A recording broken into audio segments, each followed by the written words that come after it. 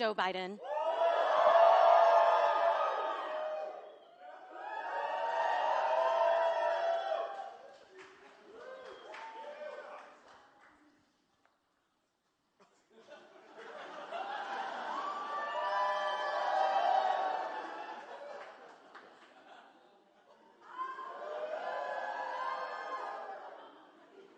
White House.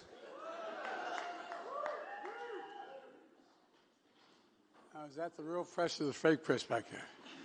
That was a joke. It was a joke. I tell you what, I have a bunch of grandchildren, and with all due respect, they don't read the same newspapers or watch the same television I do. They listen to all of you. Listen to all of you. Look, I want to welcome you to the White House, and I'm glad you're all here. The fact is that you are the future. You are the future. And to my grandchildren ranging in age from 30 down to, well, the little ones isn't watching yet, but to 14, you are the source of their news. And more people want to go into your business than the other these days.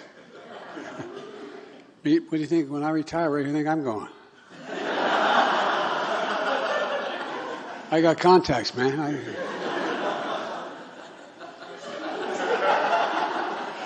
Y'all think I'm kidding. Anyway, look, my staff tells me that the creator economy is valued at $250 billion. I'd like to talk to you about borrowing some money from you all. And that is expected to double in the next few years. You know, folks, look, you're tired of hearing me talk about it, but I talk about these inflection points in history, how history gets changed by mostly technology, and it changes it drastically. And think about it. I wonder if any of you, when you started in this side of the equation, you thought it's going to have the consequence it has. I really mean it. Think about it. It's staggering. And they're changing not only what people listen to and what they put their faith in, but what they're doing, they're also changing the idea of what's consequential and where they go and you know, one of the things that I found, at least as I've tried to stay current, is that you all understand that you have an obligation to record what you think is true and say what you think is true. But we've sort of divided into competing camps. Now I know I only look like I'm 40. You can smile. Okay, but I've been around a long time, and it's never been this bad before. I don't mean the press. I mean the way we treat each other in politics, and it's literally getting incredibly difficult to count the number of lies people hear. They don't know what to believe. They don't know what to count on. But you break through. You break through in ways that I think are going to change the entire dynamic of the way in which we communicate. And that's why I invited you to the White House, because I'm looking for a job.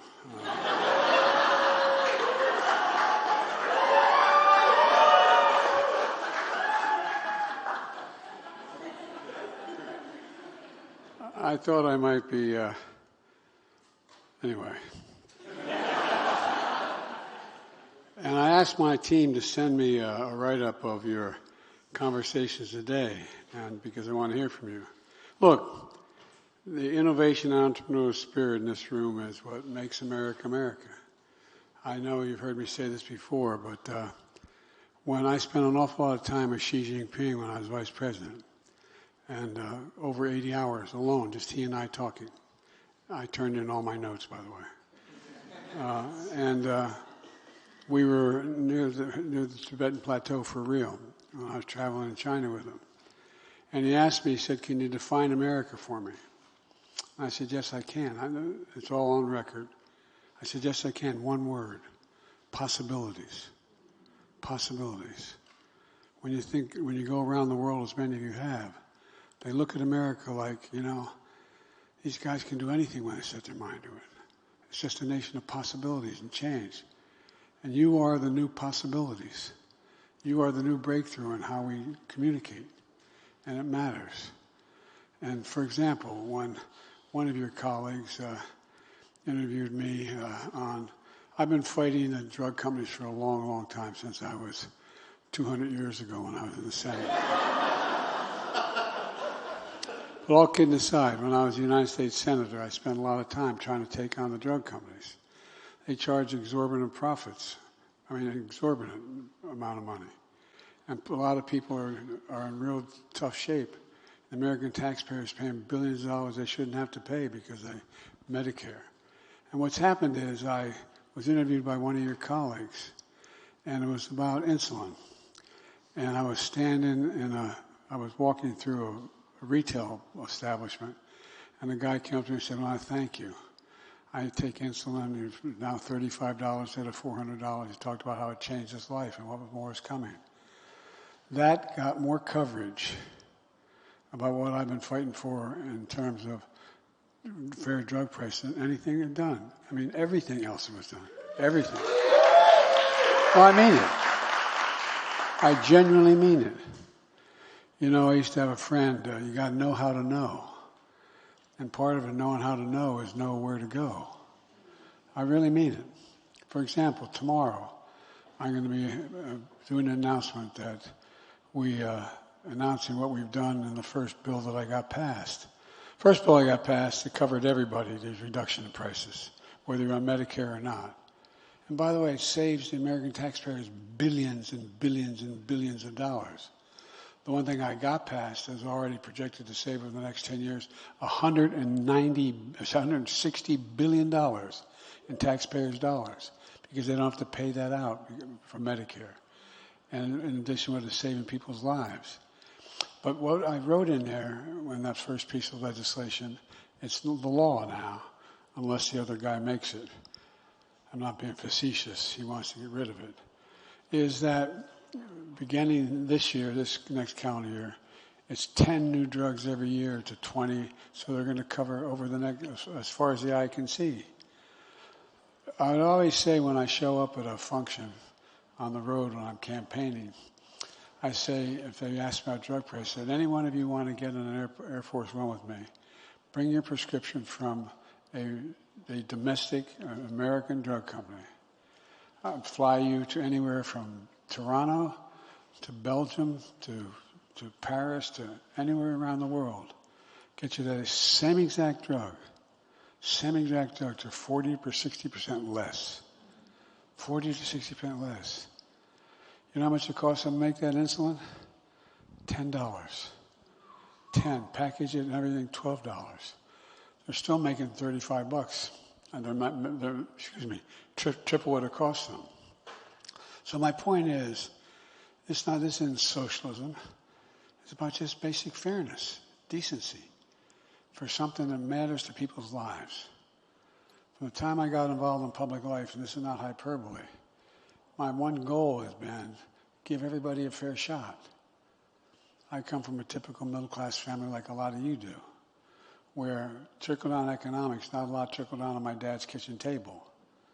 You've heard me say it before. My dad used to say, "Joey, a job's about," not a joke.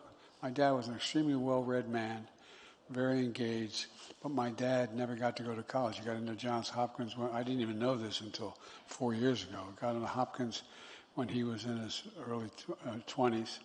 But because of the war and working in the shipyard, he didn't get to go. But he was a very, very, very well-read guy. He said, "Joey, a job's about a lot more than a paycheck. It's about your dignity." I'm not joking. It's about your dignity. It's about your being able to look your kid in the eye and say, "Honey, it's going to be okay," and mean it. Have a fair shot. And I think what you guys are doing, and it's not the national press, they're good people. They're not that crazy about me, but I like them.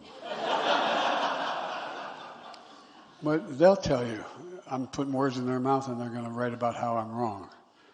But they'll tell you how things have changed. How things have changed. There are no editors anymore. There's no editors anymore. You want to get your name in the news, you want to get a click. It's not always best to get it by doing something positive. And by the way, I'm not being facetious. These are really bright, smart, decent people. But it's all changed. I hope you all thought about the consequence of what you're undertaking, what it means. And what presumptuous to me sound like a preacher, but what obligations you have to do it on the level. Do it on the level. So, for example, when I do this thing tomorrow, hope a couple of you show up because it really matters. Like I said, almost every drug over the next 10 years is going to be covered. And we're talking about drugs that are real heart diseases, cancer drugs. You know, some of these drugs cost $10,000, $12,000 a year just to stay alive, just to have a shot. So I think we're going to make a big change. There's much more than just the drug issue, but my generic point is that it's how we explain to ordinary people who are busting their rear ends.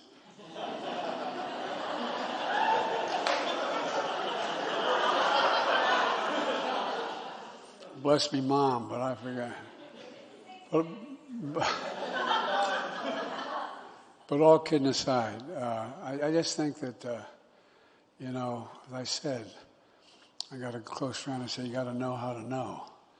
Part of dealing with government is just, even though when it's well intended, it's a gigantic bureaucracy. The vast majority of people in it are trying to do good, but it's complicated. How do you break through?